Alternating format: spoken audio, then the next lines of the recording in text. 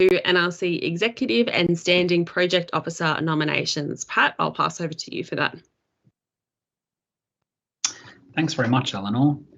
We'll be uploading this shortly so you can see it in writing, but just to confirm, we have now closed nominations. We have nominations for nearly all positions. We have 3 nominations for NRC Vice Chair for the following year. Jake Goodall, Bryn Catlin and Toby Blythe, who are all here today. We have 1 nomination for Secretary, Megan Gallagher from WA. She's not currently online but will be joining us later. We have a nomination for Treasurer from Liam Brown from New South Wales, who I don't believe is here but has been endorsed. We have 2 nominations for Diversity and Inclusion Officer, Dylan Hannon from Victoria, and Megan again, if she's not successful, in the Secretary nomination.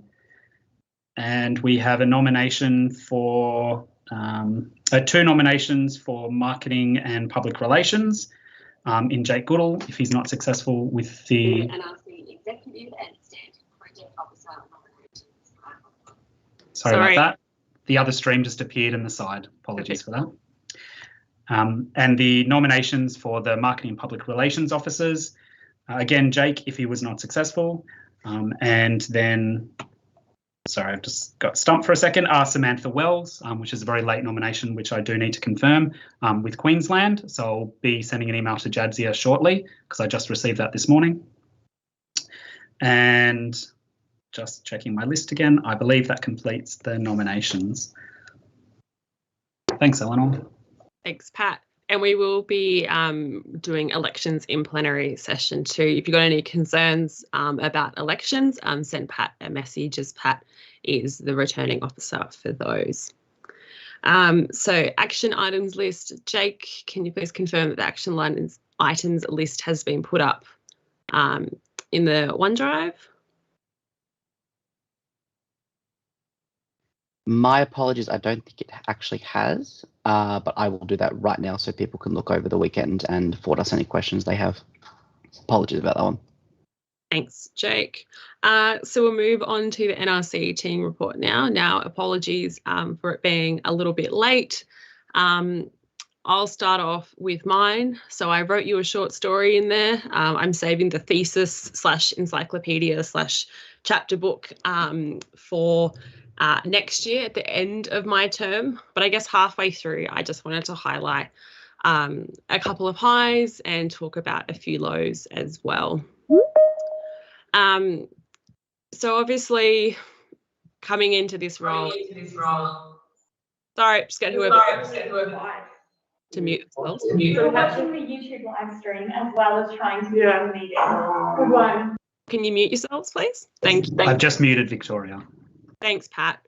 So coming into this role, Esky obviously left very big shoes to fill. Esky took the NRC from a place where it lacked a lot of direction, and it was a very overly political body to making it quite a collaborative and pleasant body to be involved with.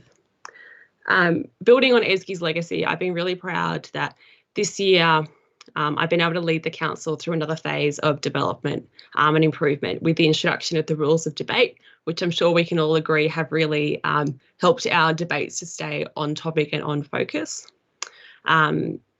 We've also finalised the NRC external review report and voted through the recommendations, and we created the implementation team, which is well and truly on its way in implementing these recommendations on time.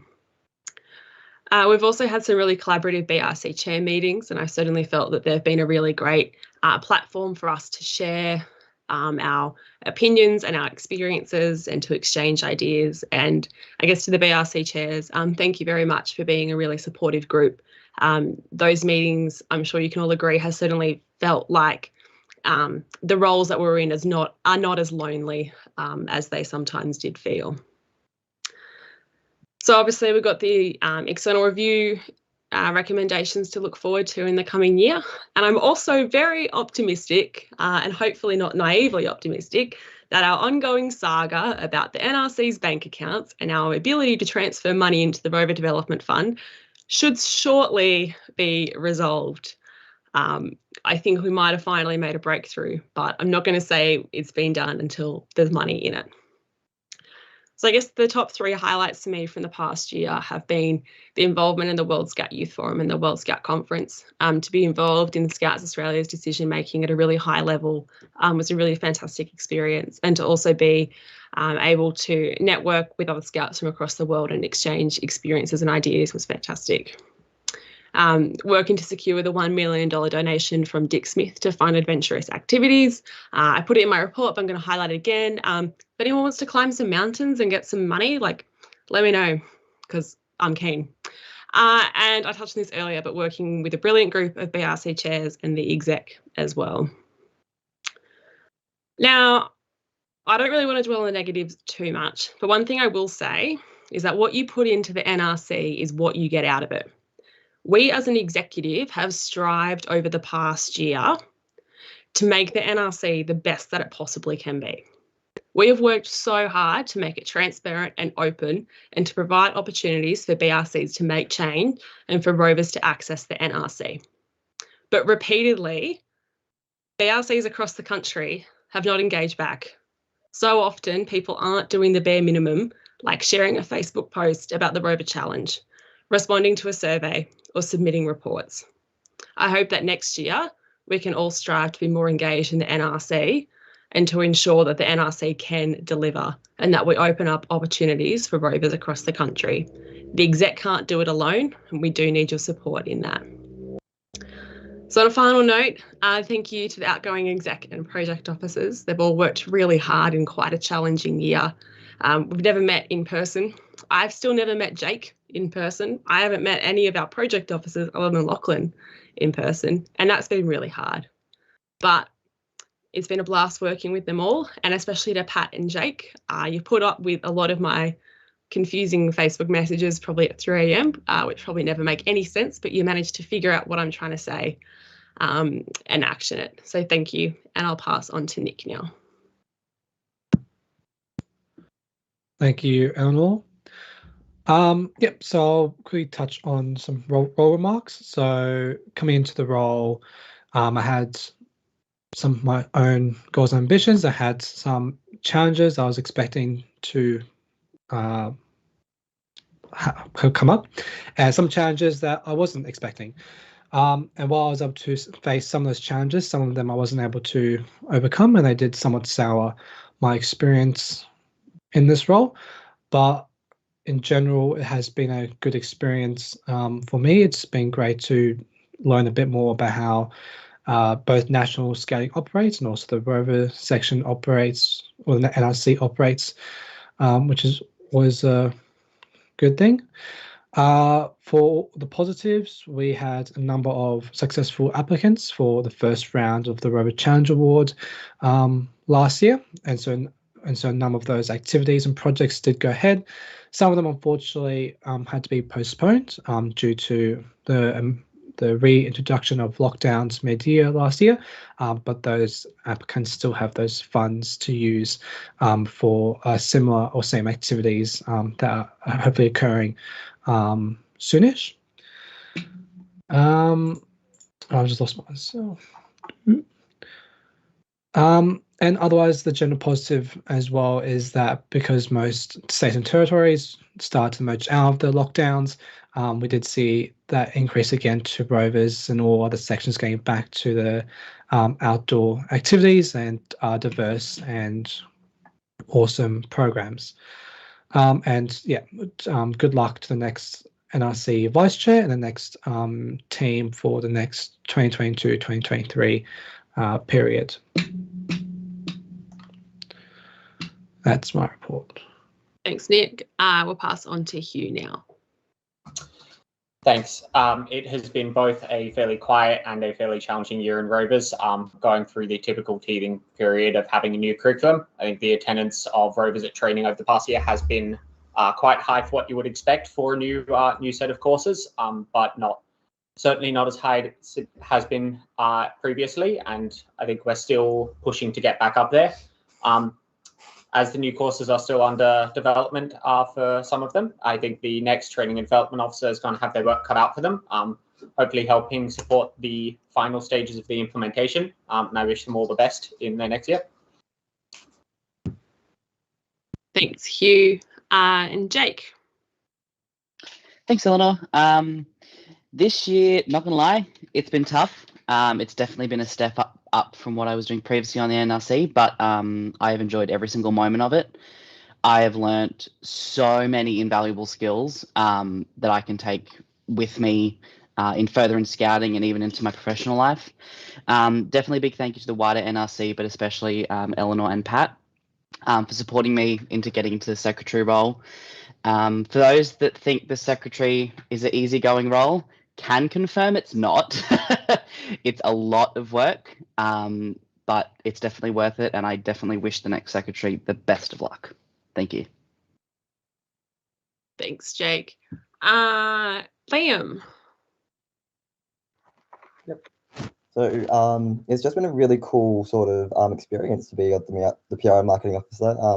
It's just pretty much a thank you message. And yeah, I'm just a man a few words. So yeah, not much to say there. It's been a really fun experience. Yeah. Thanks, Liam. And Emma. Hi everyone. For my report, it was also a pretty quiet year in the environment sector. I attended the National Environment Team meeting in June, and there was some discussion about Earth Tribe badges, and I did a little bit of work with Earth Tribe badges from a rover perspective. I found being on NRC very insightful, and learning more about rover governance at a national level has been really interesting. And yeah, I hope the next person in the environment and sustainability role will be able to make some more practical, implement some more practical changes perhaps, and do a little bit more networking than I potentially did. So, but thank you for the opportunity. Thanks, Emma. And Lachlan can't join us for the conference this weekend, but I'll just read out a paragraph that Lachlan sent us.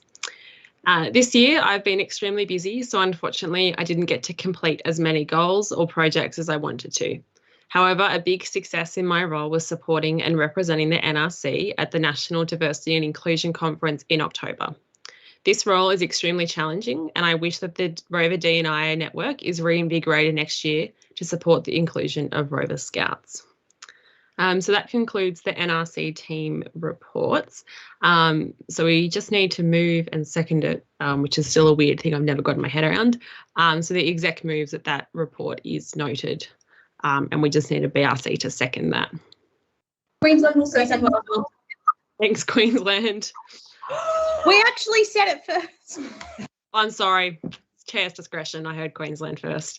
We'll move on now to the 22nd Australian Rover Moot. Justine, do you have a report for us or an update? Yep, can you guys hear me? Yep. Cool. Sorry, we're kind of running off Isaac's laptop at the moment because the branch system is still not working, and yeah. Anyway, I've got a relatively quick update. As always, if anyone has any questions, feel free to send me a message or an email. I'm always happy to answer them. As of yesterday, registration numbers are at roughly 250 participants, so this is tracking really well for us. We believe we're on track for about 600, including service team, and that's from estimates from the contingent leaders as well, working with us. So the contingent leaders all gave their state goals and expected numbers. Pretty much each contingent has reached 50% of expected participants, with ACT, Queensland and South Australia being over 75% of the way. So a really good job to those contingent leaders and states for all of the work that they've been doing. Our site is up and running, and we have a few service days planned to go through some upgrades and some general work on the site. Participants' first deposits are due on the 1st of February, and we've been working hard to make sure that all of our expeditions have their max participation sorted by then. That way we can allocate everyone who has paid their deposit into their expedition in February.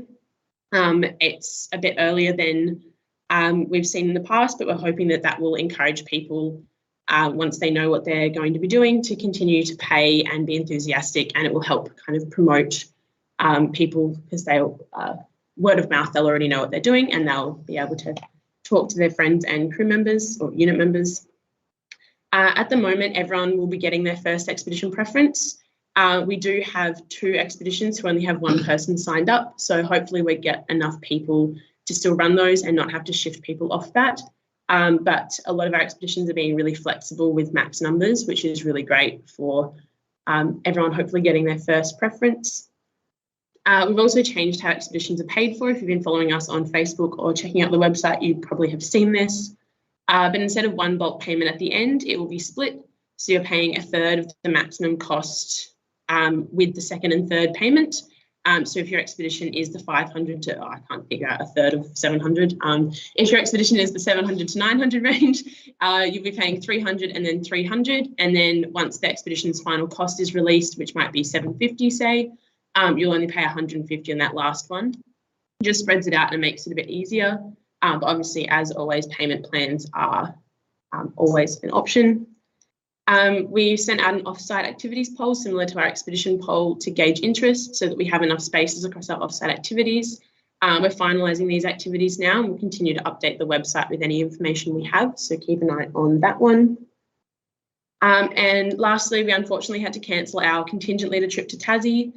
We are keeping an eye out on another date because we still really want to bring everyone down to show them around, show them the site before the moot itself starts.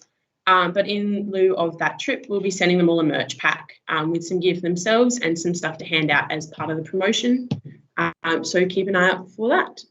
And that is my update since the last meeting.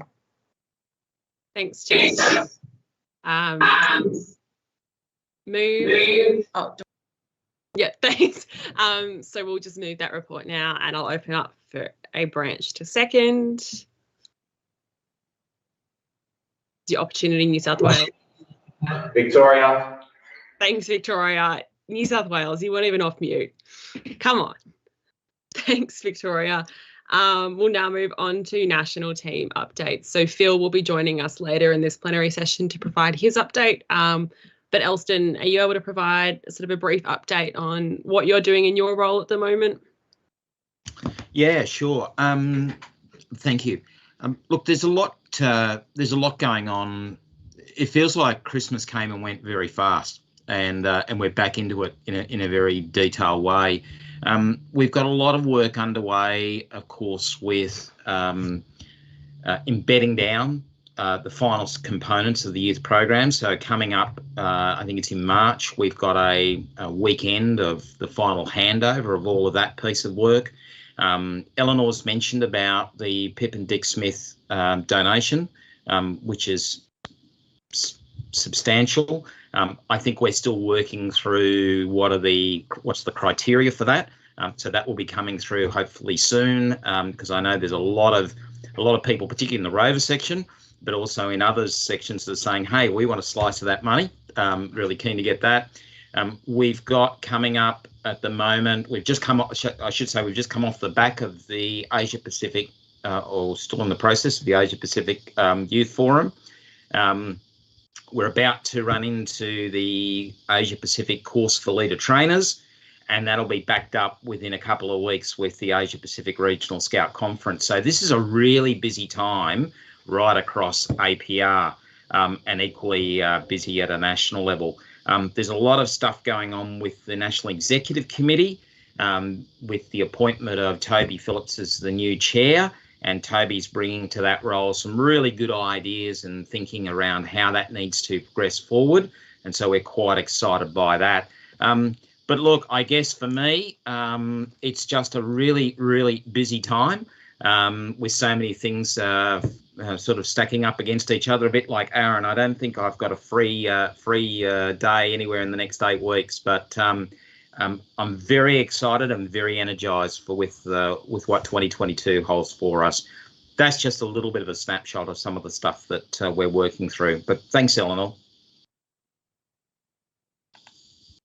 Thanks, Elston. And Aaron, do you want to provide us an update on what's going on international, or what's going on? Thank you, Eleanor. Believe it or not, the last 12 months has been one of our busiest years for international, and that's despite not having any travel. We do have a workshop this afternoon. It's my plug for the everyone that's here, and we're going to cover a lot of it there. But just as a preview, obviously our Better World framework the world programs that can be embedded in our Rover Achievement Pathways. They've been as busy as ever this year. We also have the conferences, which Eleanor mentioned, attending the World Conference. And of course, we have the Asia Pacific Conference, as Elson just mentioned. That is a very important opportunity for our Rover representatives to engage with rovers from around the Asia Pacific region and progress the strategic priorities of Scouting. So thank you to all of our rovers that are engaged in that process. Coming up, we have events that all of our rovers are eligible to apply for. KISC 100, applications closing at the end of this month. The same as IST opportunities for the 25th World Scout Jamboree, also closing this month. The New Zealand Venture, which will be open in February. And we have contingent leader roles for the New Zealand Moot next Easter 2023. The first Africa Moot, which is absolutely exciting that we can support Africa in their first ever Moot, and the 23rd New Zealand Jamboree the following year. And we also have the role of Deputy National Commissioner International, currently open with applications closing at the end of February. So there is a huge amount happening and a huge amount of opportunities for rovers to engage in governance, both at a national and international level. And so I certainly look forward to having more rovers apply for those opportunities. Thank you, Eleanor. Thanks, Aaron. Do we have any other members of the national team? I know that Toby just joined, but I don't want to make Toby introduce himself straight away, unless, Toby, you're happy to introduce yourself now. Yeah, sure. Happy to jump in. Hey, everyone. Toby Phillips here. I'm the new chair of the National Executive Committee. So I've only been in the job for about 6 weeks, so I don't have a great deal to say, but it's great to be back at an NRC. And I think, you know, just generally, I'd say that like the Scouts Association in Australia, we're in a real moment of strength, I think, after having just done the youth program review. So it's a really exciting time for me to be coming in. We've got a really strong program. You know, we've got the Scouts Australia Institute of Training, which is doing great guns. I don't know if the NRC has really been keeping tabs on all this research that's been going on about how Scouting builds resilience in the community. But I think just from a whole of organisation perspective, which is really what the NEC is about, we're kind of the board of Scouts Australia, making sure the organisation is running on track. In terms of organisational health, I think things are going really well. And so my first 6 weeks have been pretty positive from that sense. But I would say, I think like the challenges that I'm picking up on and that I'm thinking about for my 3-year term as chair of the NEC are really about building the community understanding of the value of Scouting. Like, I don't think we do a very good job of getting out there and showing the community how valuable Scouting is and really presenting ourselves as a truly modern organisation that you know is truly relevant to the community in 2022. So that's kind of where my head's at the moment. You know, if you have any questions about the NEC and what it does and how it works, happy to chat to people. I think, you know, I'd also say like this is perhaps, you know, chatting to the NRC about it is pretty interesting because I think,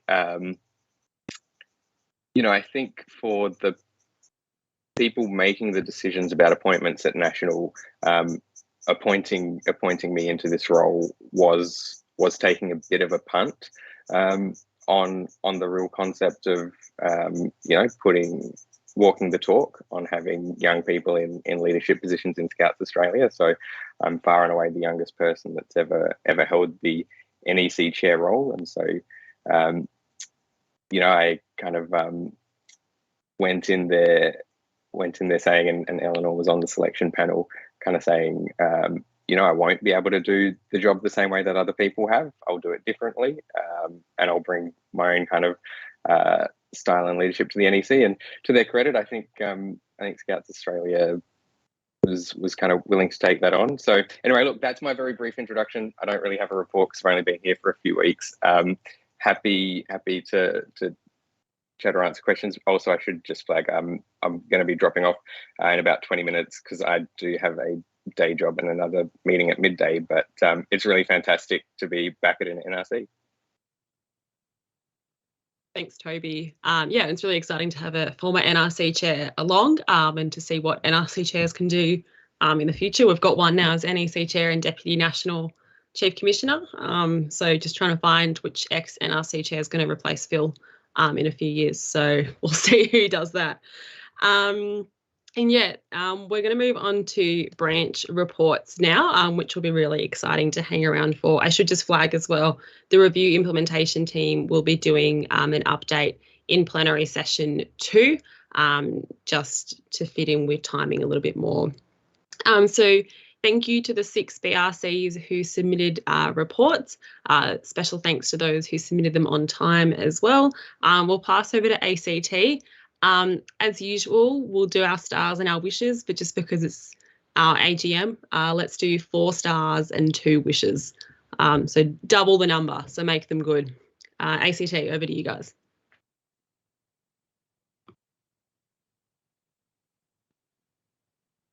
Sam, are you going to talk? Yeah, I can talk. I'm just, I accidentally closed my window with the thing. 1 second.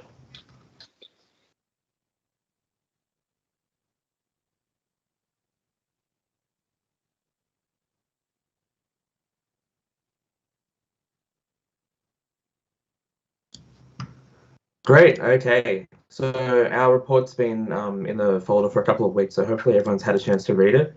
Because of that, I'll keep my little recap here brief. And while I'm talking, Shayla, you can come up with our 4 wishes and stars and whatnot. So we had a quiet year in terms of training in 2021. We had about 5 rovers participate in training courses, especially focused in the wilderness skill set, as you know, which is required for high-level OASs. And a lot of those were offered by the ACT branch, and they were pretty well attended with other people, not just rovers, which means they should be running regularly in the future, which is really great for us. We had a few rovers complete their program essentials training as well, earning appointments in a branch as unit leaders or just appointed rover scouts, which we changed the title to. Units in the ACT were also held to hold their 2022 AGMs in early February, which is going to coincide with a group leaders conference that the branch is running. We're going to have our own little offshoot of that and run a little unit leaders conference as well, which we're really looking forward to starting as a new initiative. For most of the year, well, it felt like most of the year in hindsight, it was only a few months, but we experienced our first real lockdown since the coronavirus started. Despite that, we actually experienced a really productive year on the program front with our inaugural ACT Roast, which is a coast camp, which is open to grassroots members, where we relax at the New South Wales coast. So thanks for lending us that part of the beach there, guys. That was quite successful, and we're looking forward to running another one next March. The St George's Challenge, where ACT rovers would compete, kind of fizzled out and got put on the shelf. Instead, we're running a new initiative called Unit of the Month, where units are invited to run a night for everybody with as much or as little planning as they'd like, where the focus is on community spirit, not so much on competition. It's been especially beneficial for our smaller units, who can benefit from having even a few extra members to run larger nights. We've got 2 large events happening in the ACT in 2022. We've got our first branch move for a couple of years happening at Camp Cottonmouth in May, and we've also got a road venture happening in October. So we're looking forward to those 2 events kickstarting a chain of more successful events to happen in the years to come. In March, our lovely former branch rover advisor Buckles, Anthony Buckley, stepped down due to his work commitments. A big thank you to Buckles for being our BRA for the last couple of years and for all the support. And we welcome our new Cobras, Callista, who's here today, and Evan, who is listening in around the power outages he's currently experiencing. In preparation for our AGM, we also completely reconfigured our executive structure. We used to have about 11 people in our exec, which is like 1 in 9 rovers is on the BRC executive, so it was quite large. we sort of retooled a lot of those roles, consolidated ones that were no longer needed, and opened up some new ones as well. We had a quiet year on the marketing front, as we weren't really able to fill the marketing position for much of the year. But thanks to Corey for helping out with the crew reports, which were a continuing success in 2021. In terms of learnings, we thought that 2021 would be a year of reconnection and adventure to reignite the Rover flame. But we did have our lockdowns and border closures and cancelled events like everyone else. But just meant that we had to reevaluate how we could achieve our goal while in the midst of a pandemic. So the coast trip really highlighted that the events we run don't necessarily have to be massive events with thousands attending and meticulous planning. We can sort of run a low-key chill event that's really great for just escaping and recharging with your Rover friends. We'd like to congratulate our Rover Scouts who achieved their Baden Powell Scout Awards. We were also fortunate to present 2 Rover Service Awards, and we put a paper through our branch executive committee that recognises the contributions of the BRC chair and our BEC representative by having their branch fees waived, which is consistent with most of the other people on that committee who are honorary commissioners and whatnot. This is a result of the culmination of work that elevates the perception of Rovers in our community, and it gains acknowledgement for the great work they perform. If you have any questions on this report, feel free to shoot them through myself or Shayla. Shayla, do you have the stars and wishes? I feel like you've covered like all of the stars and wishes. I can do like a speed run, but you've taken all of the thunder. So 4 stars. Our roast trip, it was a great time. We had so much fun. We have rebooked it again, so hopefully it will become an annual thing, which is really exciting. As Sam mentioned, we had our restructure that's working really, really well at the moment. And I am very excited that we took the plunge to do a restructure and would encourage other branches to consider restructuring your BRC if you are struggling to get people in positions or potentially need to reignite the flame. We, as Sam mentioned, now have the chair and the BEC rep as having their memberships reimbursed by the branch, which was really exciting and something that I know previous chairs had also raised as a concern. So I'm excited to see that finally be recognised at the branch. And then another star is just the continued support from our branch to have the chair attend chief council meetings and to have a representative on the branch executive committee, and that real support of ensuring that Rovers are at the forefront of decision making and have the opportunity to be part of that, which is really great. Our wishes, I really wish we could get a PR and marketing person someday in the future. I am really sick of posting on Facebook and would love someone else to do it for me. And I wish that everybody would come along to the moot that I'm running in the ACT this year, Spy Moot. It's going to be a great time. I'm really excited for it. That's my little promo to come along. Thanks, ACT, for the promos. We might have to make the NRC an ad-free place because there's been lots of ads, but sure, pitch your Rover events. New South Wales. Hi everyone. So we just have our 4 stars in the wish. So our first one is that we have 15% of our Rovers in New South Wales who are trained in youth mental health first aid, which is really exciting. We also are now in line with most of the other states and the national policy to have our fellowship age of entry as 18 in New South Wales, which is a really big paper to get pushed through, but we're really glad that we did. And we also have put in papers to our CCC at our branch level, and they've decided to do work on improving our reporting process, particularly around Rovers and where reports need to go with any incidents that come in, which is really important for us. And then the last big sort of star is that in light of COVID, we had the entire program team come together and run the Great Scout Doors, which was a sort of hybrid event, and it was really great. And we also had a Rover team come third out of all the teams that joined in, so it was a really awesome event. Our 2 wishes is that we would like to have no incidents that result in activities being postponed for a while. We'd like, all of our, not just Rovers, but all of our members to be safe.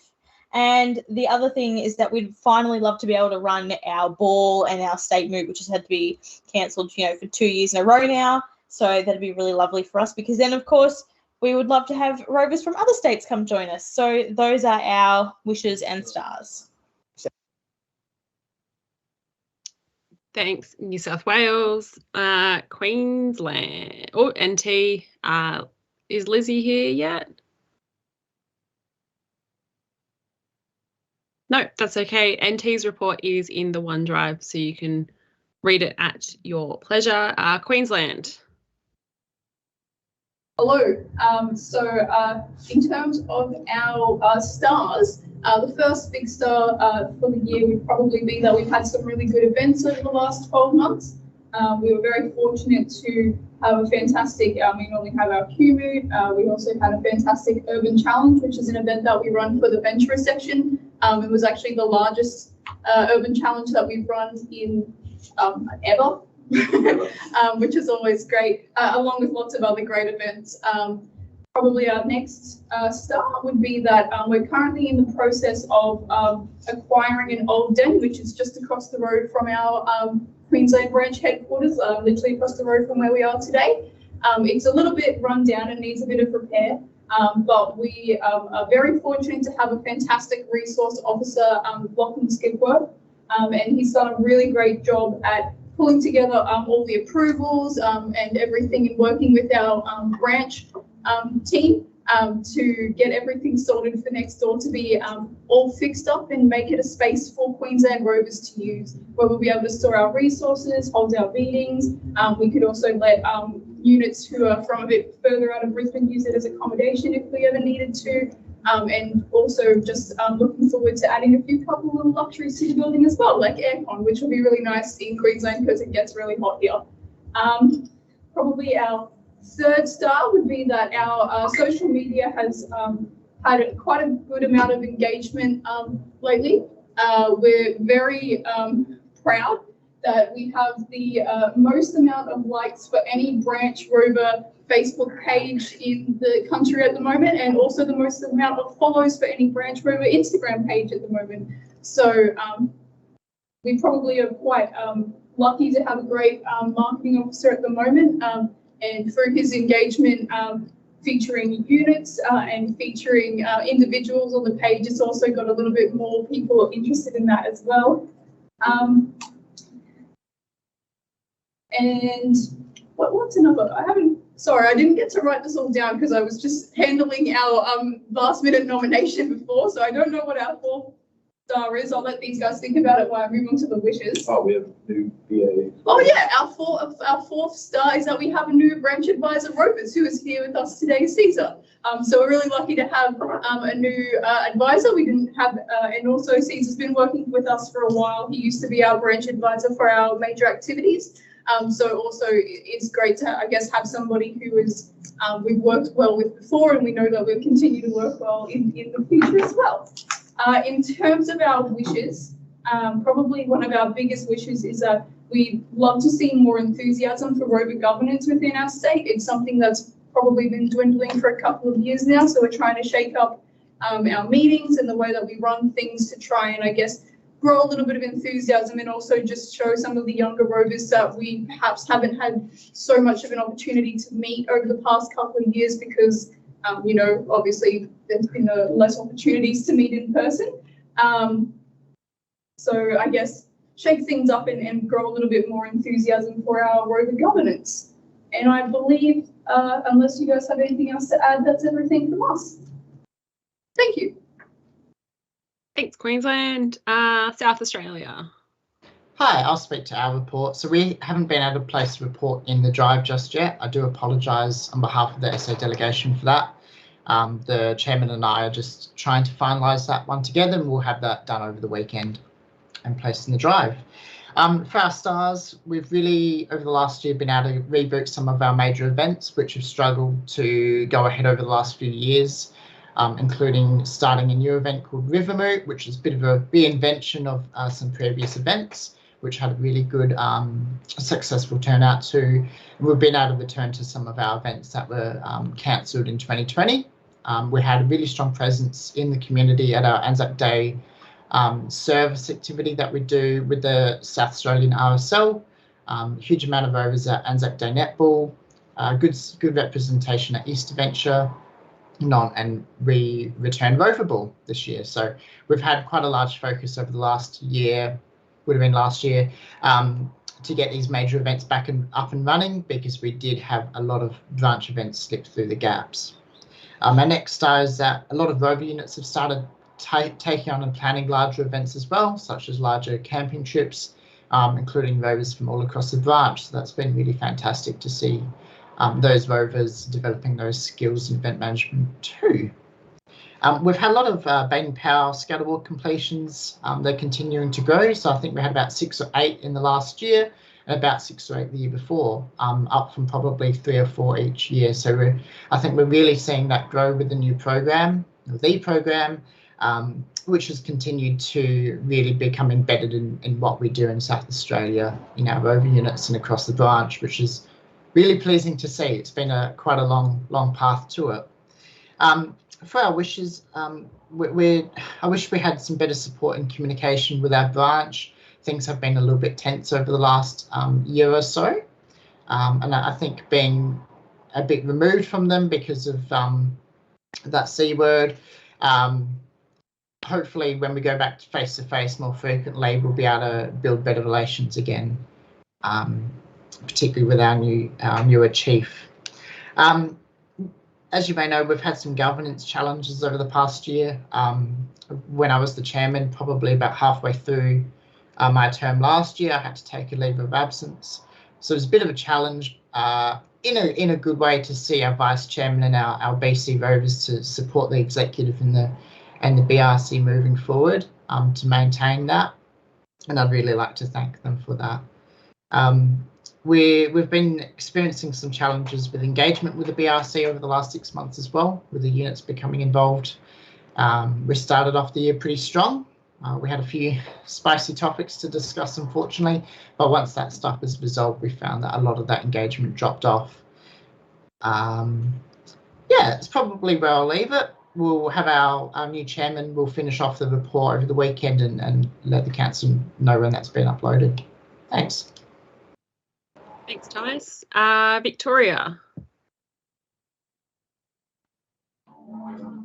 Yeah, look, to summarise the report, 4 stars are training. So we're fully now rolled into the new curriculum, and we ran, I believe, 3 training courses. 2 of them online, 1 face-to-face, and we saw really good numbers of rovers attending.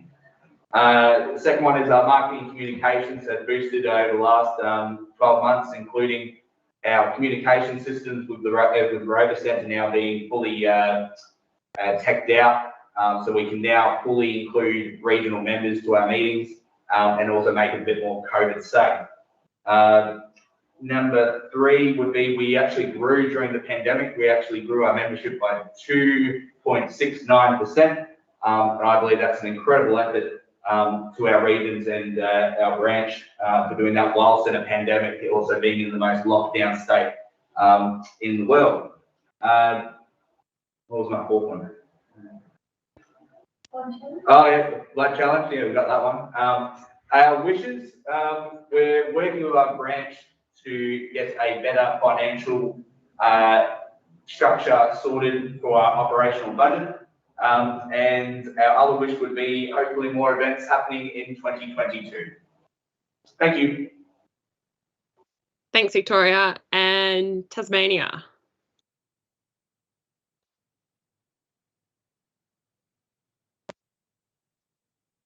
Yeah.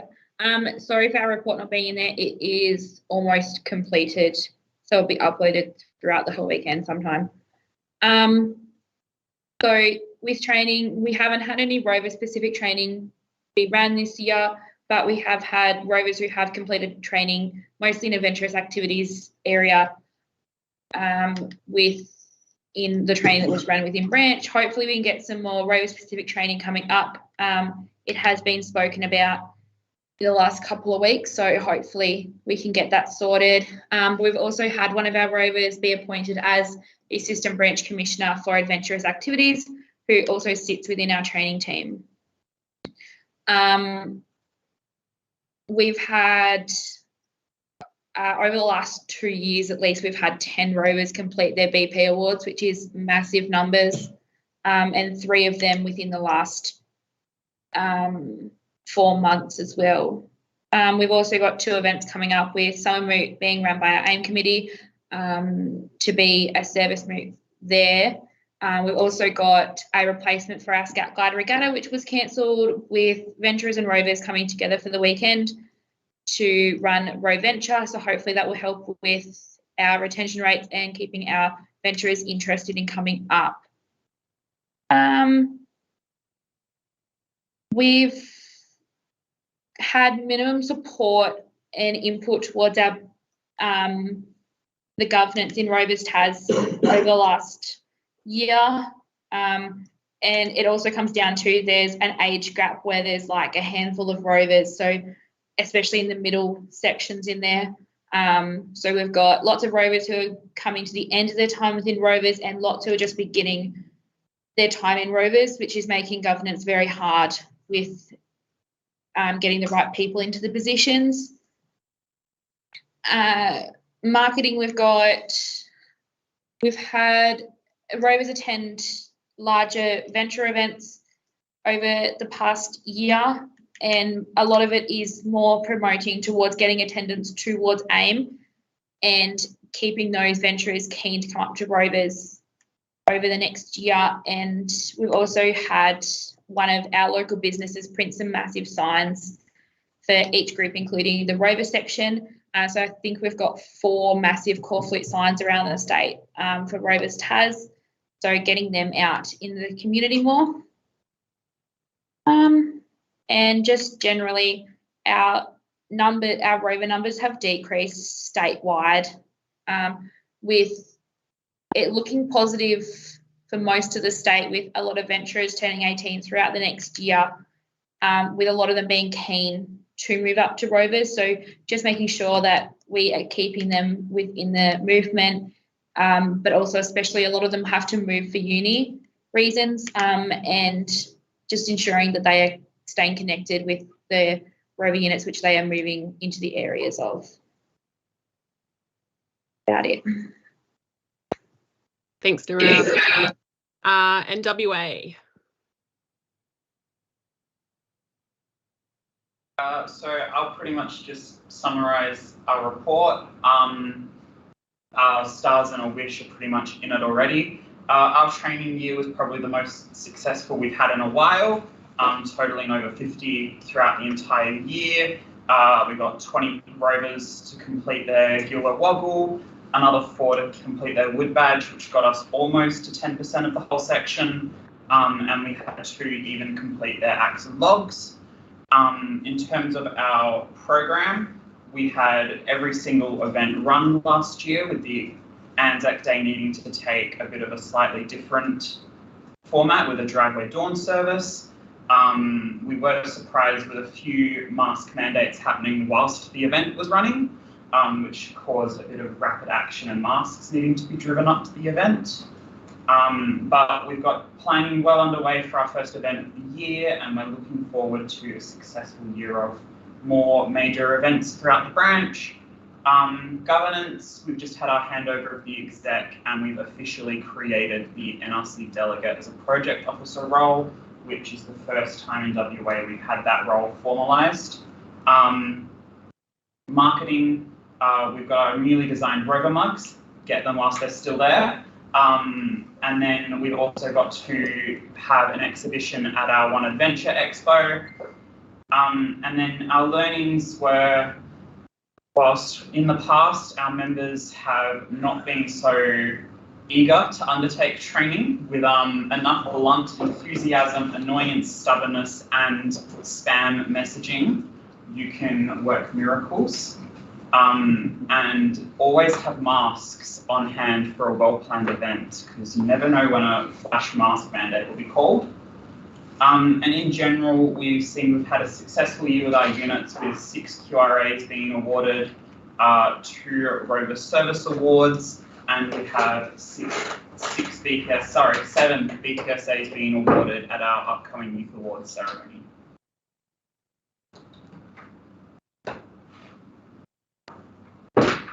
Thanks, WA, and thanks everybody for those reports.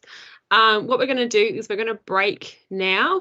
We're going to come back at 11:50, so in like 25 minutes-ish.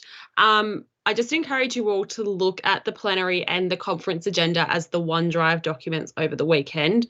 We will be updating timings for plenary papers and for reports and everything just as we go along, so we can be the most efficient meeting possible. So we're going to start at 11:50 on the dot. So if you guys can all sort of endeavour to come back just before then, it'll be the same meeting link, so feel free just to turn off your camera and mute and do your own thing. But yeah, 11:50 AEDT back here. Thanks for those who joined us for the reports. You're more than welcome to stay around for the wild world of NRC elections. Otherwise, feel free to pop into the Facebook live stream, etc. over the weekend.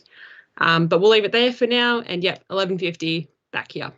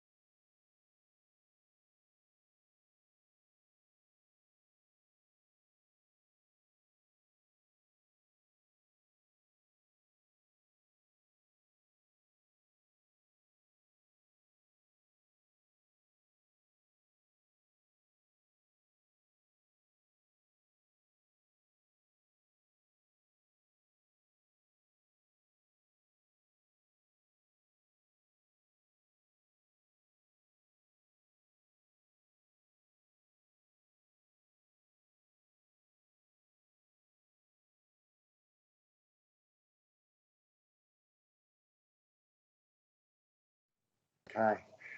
My apologies for not being there online today, but it's first few days of school and staff training. So that's where I've been, but I'll try and be or will be online tomorrow. Thanks for the opportunity just to provide an update. And I really had three things that I wanted to highlight. First of those relates to the Dick Smith or Dick and Pip Smith donation to Scouts Australia. Not sure if it's been mentioned there or there's been any discussion, but certainly there's enormous possibilities now for Rover Scouts to engage in that application process once we finalise that and look at ways in which adventures, and that could be a broad range of things, can be planned and can be funded. The intent is fairly broad, and the intent is certainly to use the donation in the next 5 years, which if you manage it out, that's 200,000 a year in round numbers to allocate to adventures by youth members. So it's a great donation, and we're looking forward both to the applications that will come through once they open a bit later this year, but also to the experiences and the stories that will be told and the opportunity that has to showcase the very best of scouting adventures. So that's the first thing. I think that's very exciting, and certainly Eleanor's been part of that process all the way through in terms of developing that and working with Dick Smith's representatives. So thank you, Eleanor, for the part you've played in that as well, and the direct input from one of the sections that will benefit most from the generosity of the gift. So that was the first one. The second update really relates to just acknowledging the work of our Victorian branch, and in particular the support of the Rover section for VicJam. Hugely successful as a large event for a whole number of reasons, not least of which the mental health outcome of having a large-scale face-to-face scouting event happening for youth members, but also because it was an event which was very much a multi-sectional event, and there were rovers involved in the delivery of the program, in the sites and services and resources that are there, in the support networks, and in units in terms of having leadership roles as well. One of the highlights of the Jamboree was it was possibly the first Jamboree with what is now our youth program was embedded in the event. And the example I've used is that the Scouts could do an expedition, and I went to visit part of the canoeing expedition, and a lot of previous Jamborees have had program activities where the canoeing activity was a paddle round a pond for half an hour. This was 3 hours of paddling upstream or downstream on the Goulburn River, camping overnight, and then 3 or 4 hours the next day paddling on the Goulburn River. So there's a whole lot of Scouts who attended a Jamboree and can now have discussions with their unit council about I statements in the OAS.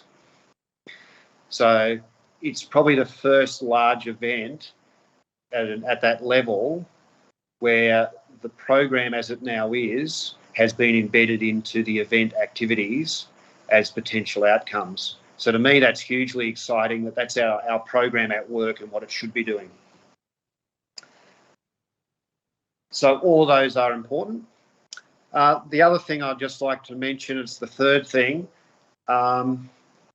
The process of making senior appointments and the management of scouting more of a generational partnership is now starting to bear fruit, and we can start to see across the board We have more significant numbers of young adults, so under 30s, but also rovers, directly engaged in the decision making of Scouts Australia, which is exciting, and it continues to grow.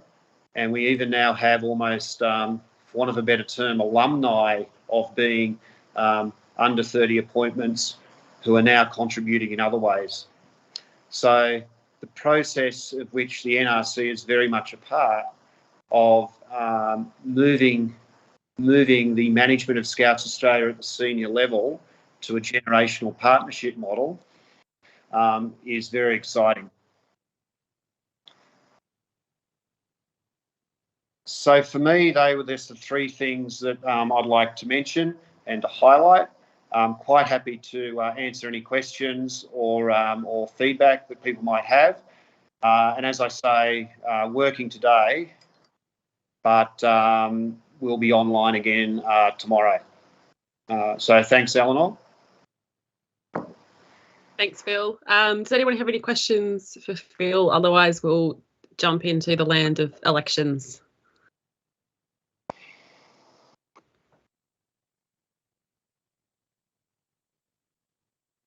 No, looks like you got off the hook this time, Phil. I'm sure if we think of any spicy questions for you, we'll email them through over the weekend.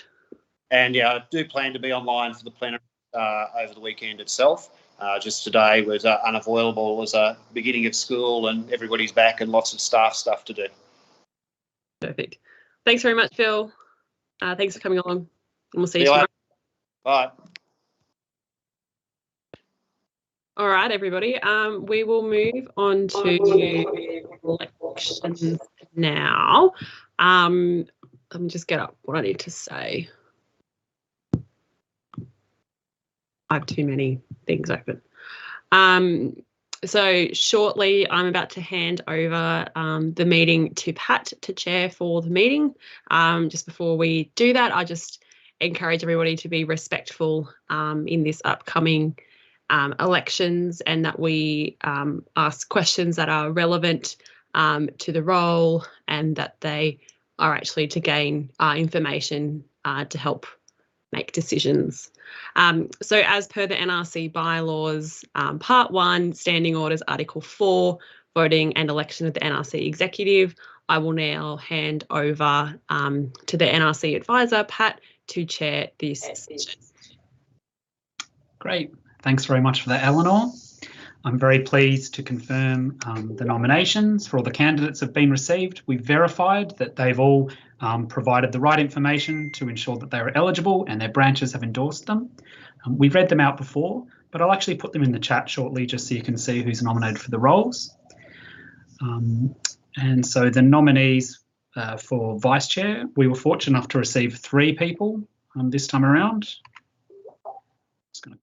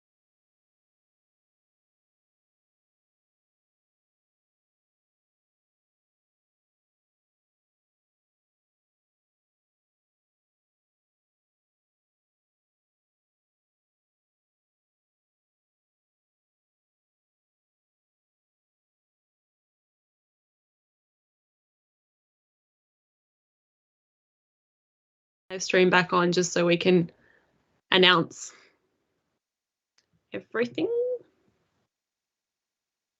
Yep, it's back on. You can go ahead. Perfect.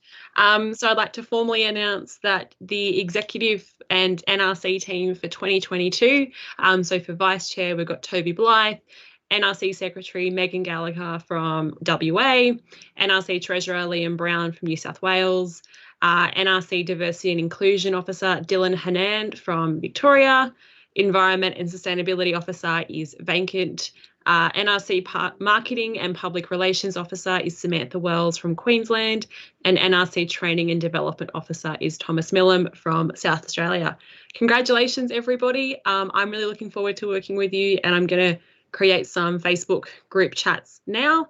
And yeah, thank you very much to the outgoing exec. They're still all exec members until the conclusion of the conference. So yeah, enjoy your lunch. Back here at 2 o'clock. So wait, is it 2 o'clock? I should read this. Where is it? Just bear with me. 2:30 for workshop. 2:30. 2:30 back here. Well, back to the workshops. Straight to the workshops. Don't come here. Be free. Enjoy your lunch. Enjoy the doctors.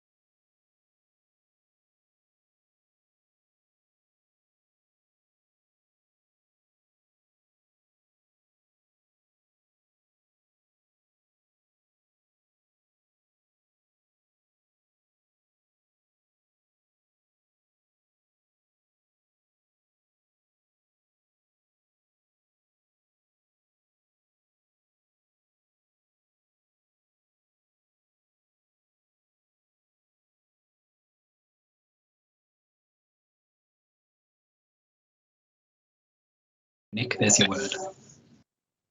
And we're live.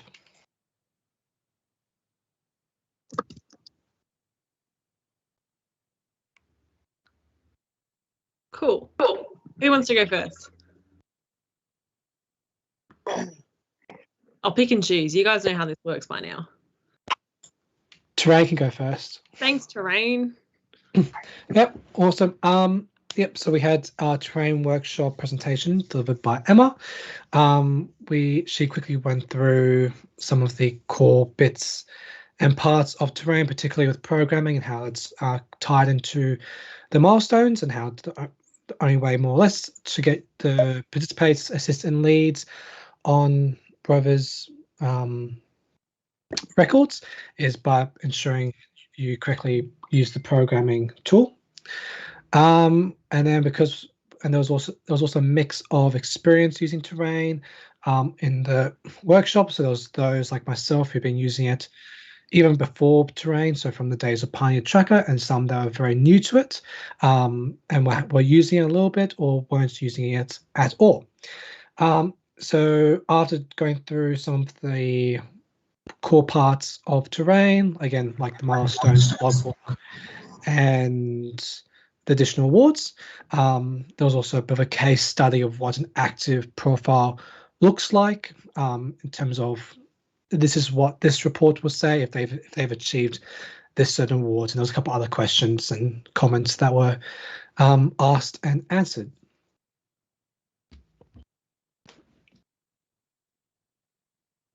Thanks, Nick. Did anyone else from the terrain group have anything to add or any questions?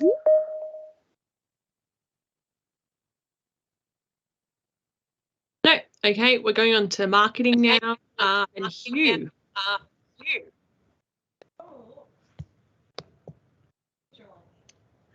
I'm waiting for this to unmute. There we go. Sorry, computer's a bit slow. Just took a bit to unmute. So in marketing, we talked about the different forms of social media. Rover's mainly using Facebook, Instagram, and a big market gap with the ventures. So using Instagram and TikTok. We've got obviously a bit of a crossover, but there's definitely mediums they use but not covering. There was a lot of talk on tracking insights and looking at what's really working for posts. So that a few times, basically early morning when people finish work and during lunch breaks. And what was it? Pictures with people in them rather than just graphics. We found were a lot more effective. We found most of us we at least paid some attention to the branding guidelines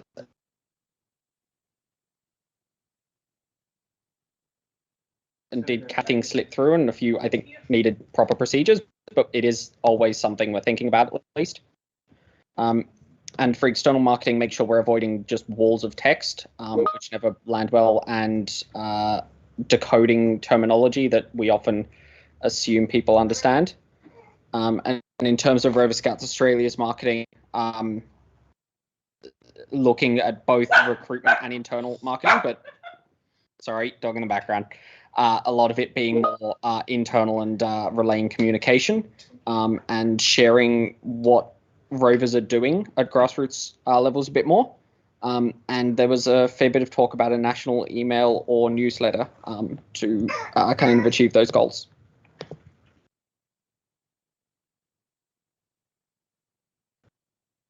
Thanks, Hugh. I personally would like to vote for the dog to be a TikTok star. Should have NRC, dogs of NRC TikTok. I'm sure Coda will. That's my contribution. And I believe we have International next. We have a volunteer from International to share what went on.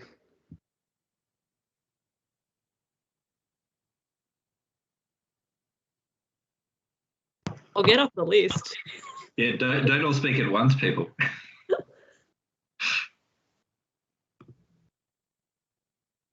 All right, who went to International? Otherwise, I will get up the list and choose someone at random. Bryn, did you go to International? I did no such thing. Thanks, Bryn. What happened to International? So Aaron, Nikita, and Toby talked to us about the opportunities that are at international level. Both the contingent leader opportunities are currently open, and also how to in the process establishing our own trips as independent rovers, whether it be a contingent or a branch friendship tour, and also all of the other opportunities, resources, and ways of connecting with international scouting at WASM level and APR level. Did I do a good job, Aaron? You summarised very nicely. Gold stars all round. Did anybody have anything else they wanted to add from their workshops? Any exciting things they've learnt? Otherwise, we'll move on to strategic planning, which is arguably the highlight of everybody's day. Good enthusiasm. Okay. We'll move on to strategic planning now. So the NRC strategic plan actually expired in 2021, but we made a decision that because of the external review that was going on, we would wait for the findings of that to be handed down before launching into a new strategic plan. Now, strategic plans can be created in any number of ways, but what we've decided is that we want to go right back to the nitty-gritty, bare bones of strategic plans, and we want to start from the very top. So the whole point of this session coming up is that shortly we'll break you off into 4 groups. So if you're not on your own device now, get on your own device so we can split you up properly.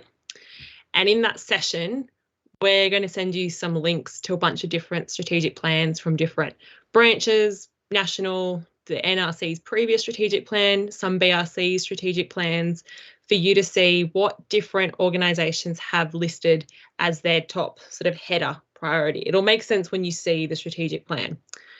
And then what we want you to do is come up with 4 to 6 categories on what you want the strategic plan to focus on. So currently we have things like governance, representation, training, diversity and inclusion.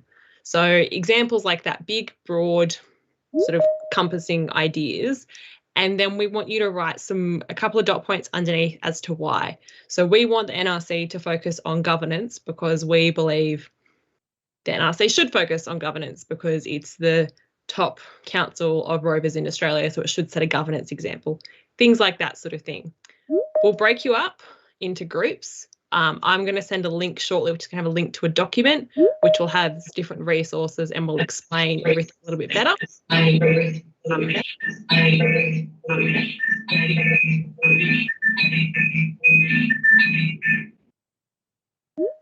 Cool. So I'll send the links shortly, and we'll need someone in each group to volunteer to be the scribe, and that scribe will write up a document. It could be paper. You could get a piece of butcher's paper and try and do that. You could do a Google Doc. You could use the whiteboard I think you can use in Teams, different things like that. And then at the end of the session, you're going to email it back to me. My email address is in the document I'm going to send. And then from there, over tomorrow and tomorrow night, we'll then formulate a bunch of different headings. And then Sunday, we'll spend nutting out the goals a little bit more. Does that make sense? Or am I way overtired and not making sense to anybody?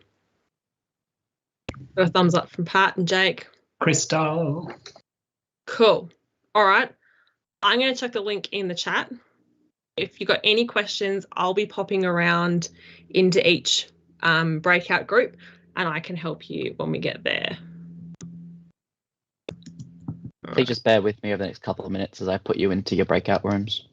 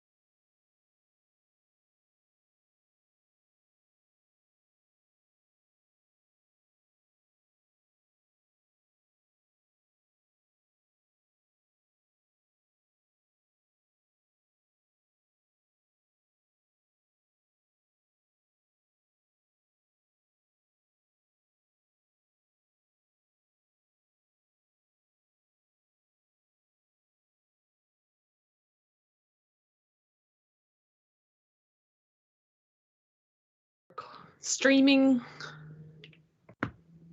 Okay, so we'll start off with the NRC rules of debate paper. I don't know how you can vibe to the Friday song. I'm going to stop reading the chat. It's too distracting.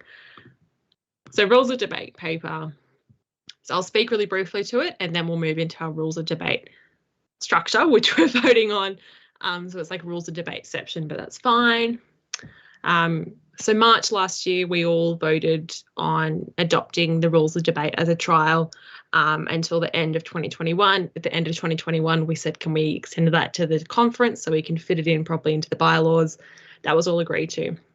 Overwhelmingly, the feedback on the rules of debate has been really positive, and a lot of people have stated that this has provided the structure and the focus for NRC meetings, which has helped them become really efficient and also allowing us to stay on topic. The NRC External Review team also noted in their final report that the rules of debate were a positive step forward for the NRC. So the aim of this paper is to formalise the rules of debate as a structure for the NRC to follow in the years ahead by putting it into the bylaws formally. So I'll now open it up for somebody to second the paper because the exec moves that paper. So You said that second. Congratulations. Glad you're on the ball this time. So we'll now move into, this is so confusing, our rules of debate structure on the rules of debate paper. And we'll start off with ACT about any questions or comments because there were no questions or comments put in the paper. Well, there were comments, but there weren't any questions. ACT, any questions or comments?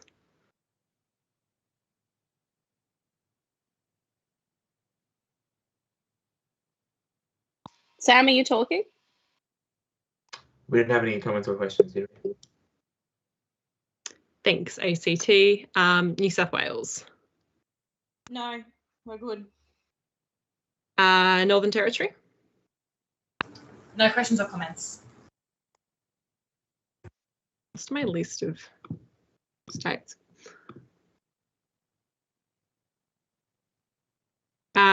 Queensland. Nothing. South Australia. Nothing. Tasmania. No questions or comments. Victoria. No questions or comments. WA. No questions or comments. Yeah. Geez, this is going to be a really quick plenary. This is how easily we're going to get through papers. Don't all look so excited. This is what we're here for. The drama, but that's fine. Okay, so if there's no other questions or comments, we'll move on to the voting. So as normal, we'll vote via dissent. Each BRC gets up to 2 votes, but if you only have one person in attendance, then you only get 1 vote. But we'll assume that both votes are for, or both votes are the same, unless explicitly said otherwise. So we'll start off with voting by abstention. So do any branches wish to vote against this paper?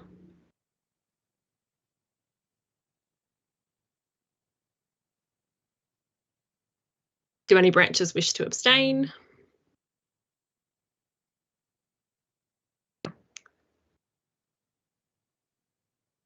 In that case, the motion is carried and the rules of debate are now in the NLC bylaws. Great work, team. I'm just...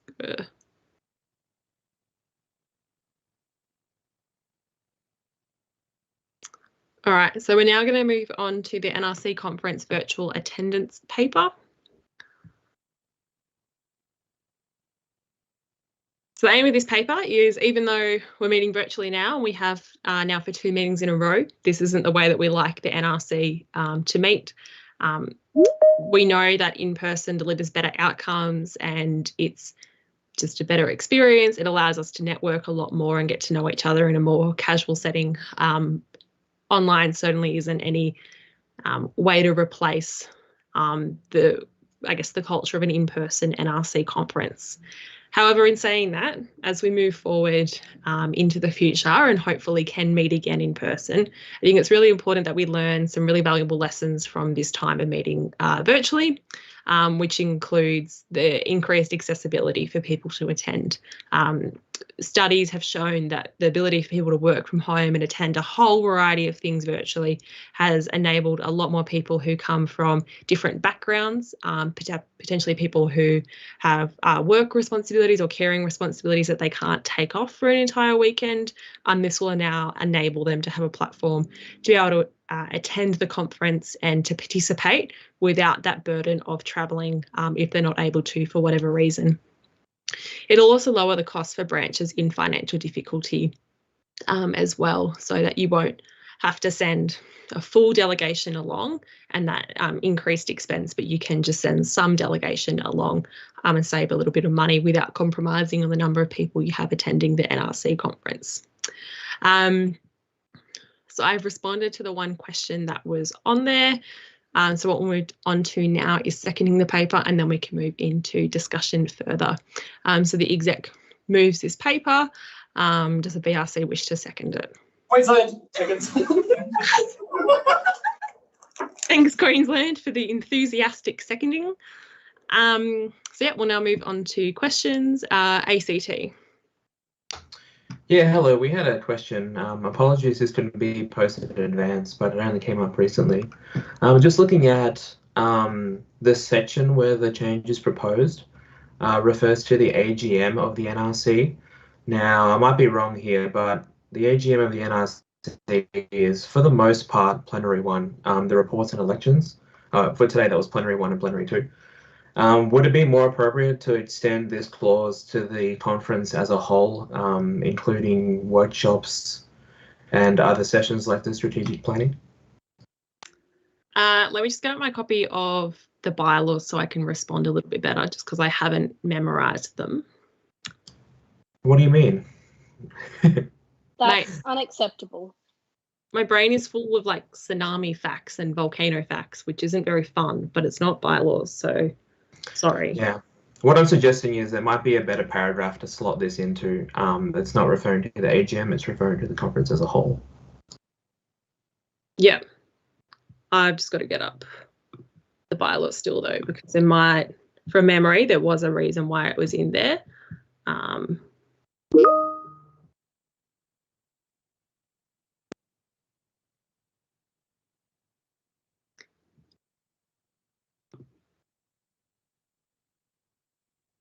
Okay, so the reason why it's in that section is because that is a part of the bylaws that specifies that the NRC is to hold an AGM in January, which might change. So the AGM in this case is implying the conference. So putting in here will actually guarantee that and get the same effect as putting it in later, which is more of like a standard operating guide for the conference, as opposed to actually if we put it in Article 3, it's in the bylaws itself, which the NRC has to follow. It's not a guideline, if that makes sense.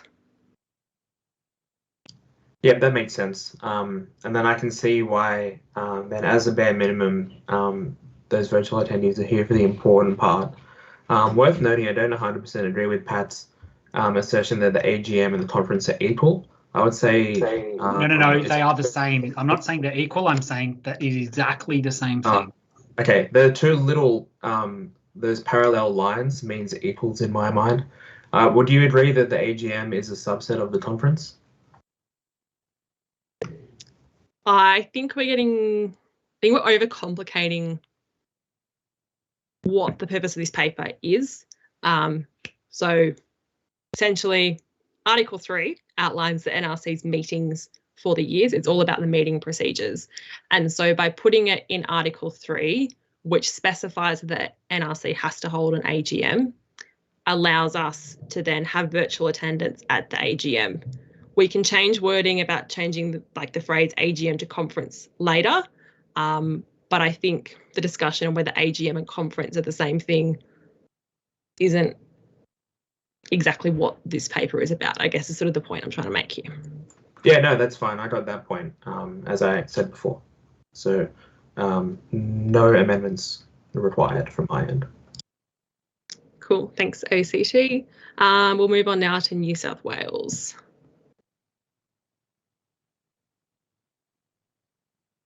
Any questions? We have nothing, Eleanor.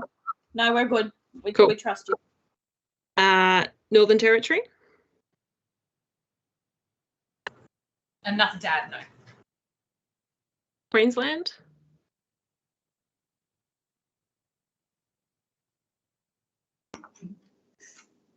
Is that a thumbs down from Queensland? Sorry, we're all good. Sorry, we lost the mouse for a second.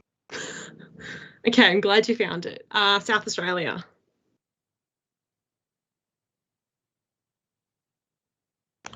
We're good. Cool, thank you. Tassie. Nothing. And Victoria? We're in support. Cool, thanks Victoria. And WA? We're all good. Thanks team. And does ACT have any other questions which we can circle back around to now? No additional questions. Okay, perfect. Well, with no more questions, this is your last chance to ask questions, otherwise we'll move on to the voting. No, okay, we'll vote via dissent. So do any branches wish to vote against this paper?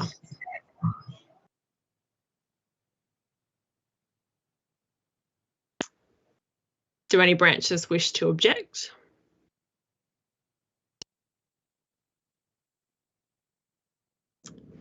In that case, the paper is carried. We'll move on now to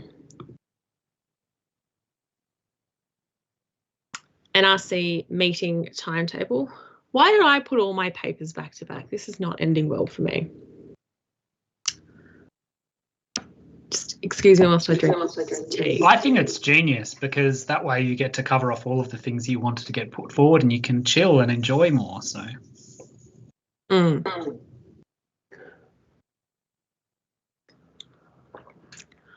Okay, all right. So at the 2021 NRC conference, it was agreed that a timetable would be set for each NRC remote meeting. What we've realised over the past 12 months is that this rigidity that it has put in place is not sustainable in the future, as often other meetings did not properly, these meetings did not align properly with other Scouts Australia or even international meetings.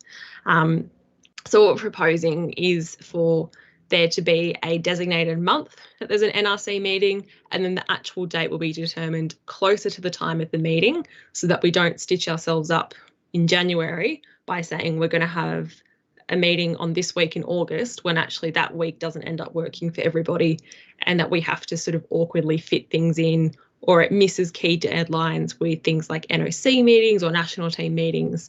So this paper, the aim of it is to provide enough, I guess, foreknotice that there will be an NRC meeting, let's say in April, without actually specifying the exact week, so that when we get closer to the date, we can send out a poll and the NRC can be a lot more dynamic and can adapt to different people's schedules as well. And another benefit of this as well is that it will increase the accessibility of the meetings. At the moment, with such a strict time period, if you had an NRC executive that had quite inflexible work and had to work nights, for example, like myself, you could get into a situation where a key member of the NRC wasn't able to attend the meeting because of the really strict parameters we put in place. So we'll move on now to seconding the paper, and then we'll... Wait seconds. I haven't moved the paper yet, so you're going to have to do it again once I move it. So, okay, yeah, good, you're on mute. So the NRC executive moves that this paper be adopted. Does the BRC wish to second? Queensland. Queensland got it. Sorry, team. What? Democracy hurts. We'll move on now to questions. So ACT. No questions. We did just have a slight comment. In addition to the points listed in the paper, because of the inflexibilities of the system in 2021, this will hopefully better account for the revolving door of people coming into and out of the council, because not everyone who's here in February is going to be here in July, August, September. Yeah, thanks, Sam. New South Wales? No comment. Northern Territory? No comment. Queensland? No comment. South Australia? No comment. Tasmania? No comment. Victoria?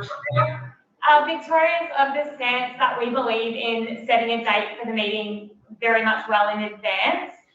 Therefore, that allows for Victoria's flow of information down to the branches, down to the regions, down to the units to all be in line and clearly communicated. We believe that even if the original person in the role can't attend the meeting, that a representative is normally able to be selected. That's all we've got to say. Andrew, do you have anything to add to our comment? Oh, sorry, I'm getting it here. I had something to ask related to that comment. Eleanor, do you have a question? Yeah, I'll just get a separate computer. I'll just get the delegation to mute. Thank you. Andrew, did you have a question? Yeah, so I just wanted to ask when the poll would go out. So if we say there's a set month, we said there's a poll going to go out. It doesn't really say when that poll is going to be sent. Like, this could be like the day before the 1st at the moment. Like, can we have a set deadline of how far in advance the poll for the exact date is going to be? So I think you could probably conclude that the poll would go out at least, at the bare minimum, at least 2 weeks before a remote meeting, because that's when papers are due. But I would probably say it would be more time. Yeah, could we get that written in, perhaps? Would you like to propose an amendment? Can I as an observer? You can get your delegation to, if you can come up with chuck it in the chat.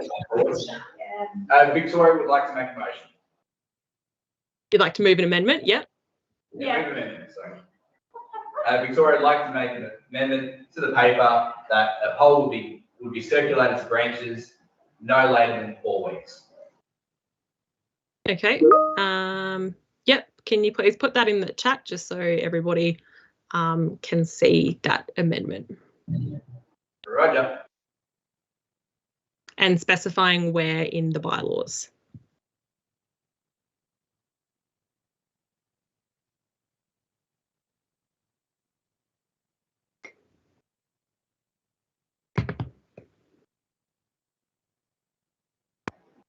Just to confirm, in the document or in this chat group in the live streaming? Of the meeting. Yeah, thank you.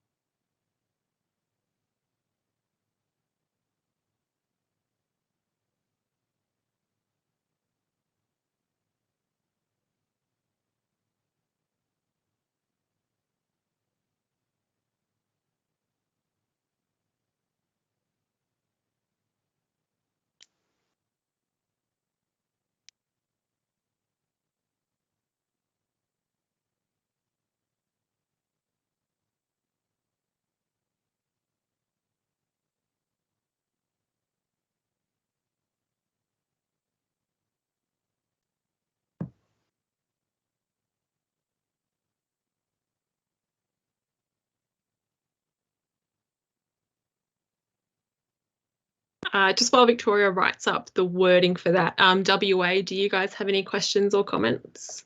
No, we're all good. There we go. Perfect. Perfect, thank you.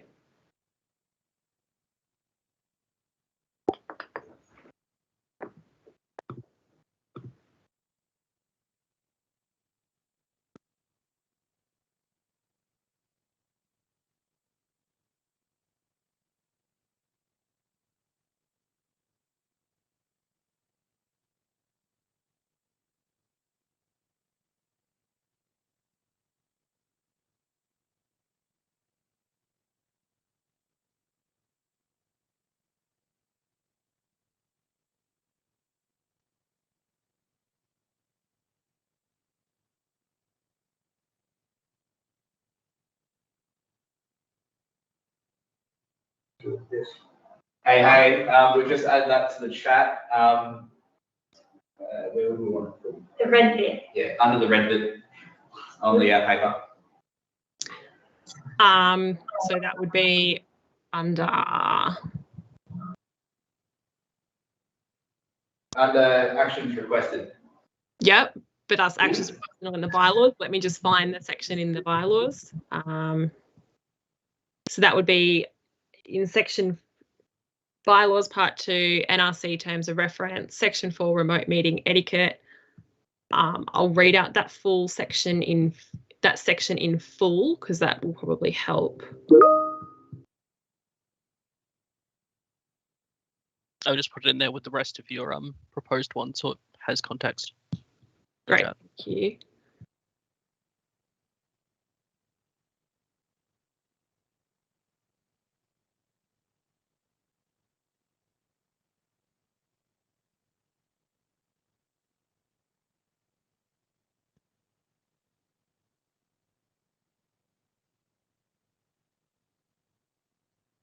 Yep, so for those following along on the bylaws, it's under section 4, remote meeting etiquette. Maybe if we could just screen share the bylaws quickly, either Nick or Hugh, whoever's screen sharing, just so everybody's on the same understanding here.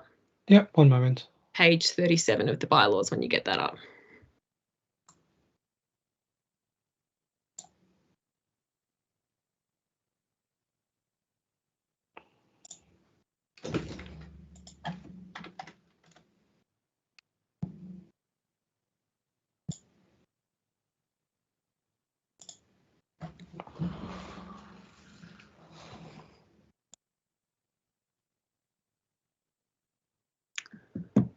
Okay, so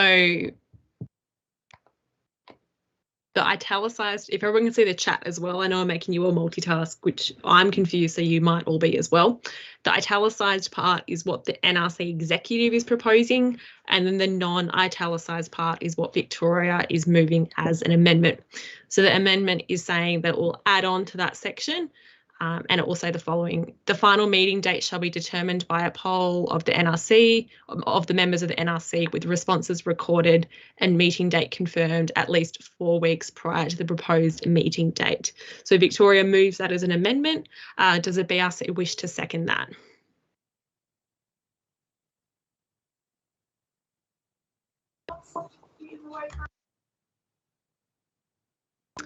New South Wales. Thanks, New South Wales.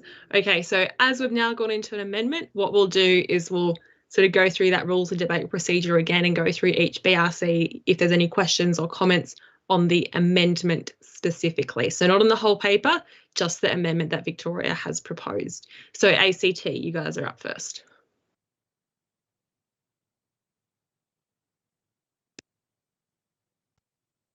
Any questions or comments from ACT? To make it more clear, we'd probably prefer that we just add one word to that last sentence. From looking at what Andrew's typed in the chat, can we just have the word earlier put in before proposed? So confirmed at least 4 weeks prior to the earliest proposed meeting date, just so that it's 4 weeks from an actual day, not just floating around in the air. But overall, we think that it should just not be added in, and the paper should be passed as is. Victoria, change? Fully support that. Fully support. Okay. For further clarity, could we just say at the month prior? Is that a question to me? Because I would say that makes it less clear. Okay, fair enough. That's fine. Because the month before is, like you said before, 1 day before the earlier proposed date, just where we started. Good point.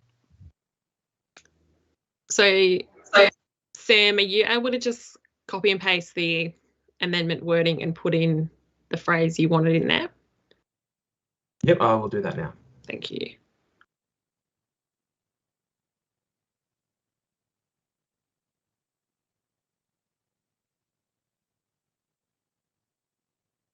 Okay, I just copy and pasted Andrew's message and then added it in. Sorry to amend your amendment, but I think this if it's going to be an amendment, we should do it correct. So this is much more clear. Honestly, we like your suggestion. We love it. Wow, such positive vibes going around. Okay, we'll move on to New South Wales. Do you guys have any questions about the amendment? Specificity is always good. Good use of big word there, Bryn. Congratulations. Northern Territory. Nothing further that hasn't been brought up already. Queensland. We just wanted to mention that the 4 weeks is probably a good amount of time because of how people have to, if you work, you might need to take up to 4 weeks to get leave in order to prepare for a meeting. It's worth noting. Thanks, guys. South Australia. We're good. And Tasmania. No further comments or questions. Victoria, you can't ask questions of your own amendment. WA.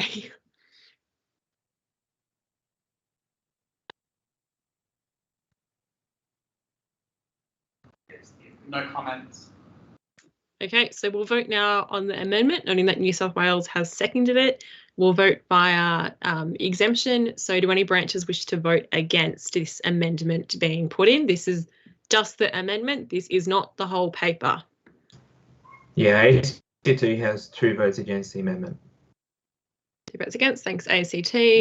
Does anybody else wish to vote against the paper? No, the amendment, yeah? The amendment, yes. Thanks, Pat. WA puts 2 votes against the amendment.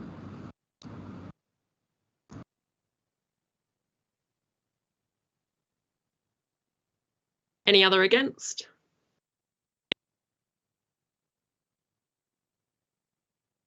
Do any branches wish to abstain from this paper? From this amendment?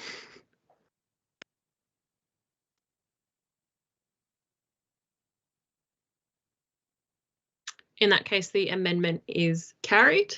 Do people have any more questions on the paper as a whole? Otherwise, we'll move it into a vote as well. Nick, are you able to put the paper back up, please?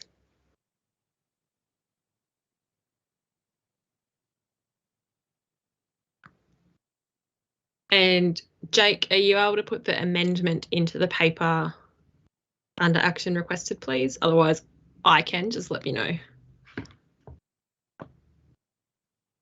That was a thumbs up from Jake, right? Cool.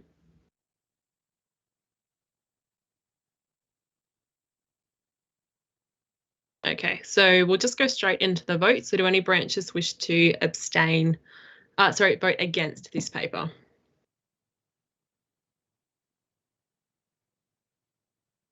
Do any branches wish to abstain?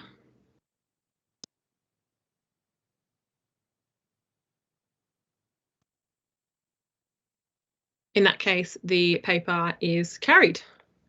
Thanks, team. And now we will move on to Victoria's paper about the NRC levies. Now, as I flagged earlier, as this is a discussion on the finances of the NRC, it's not appropriate for us to stream. So those joining us on the Facebook and YouTube live stream, goodbye for now. We'll see you tomorrow. And yeah, so once I get confirmation the stream is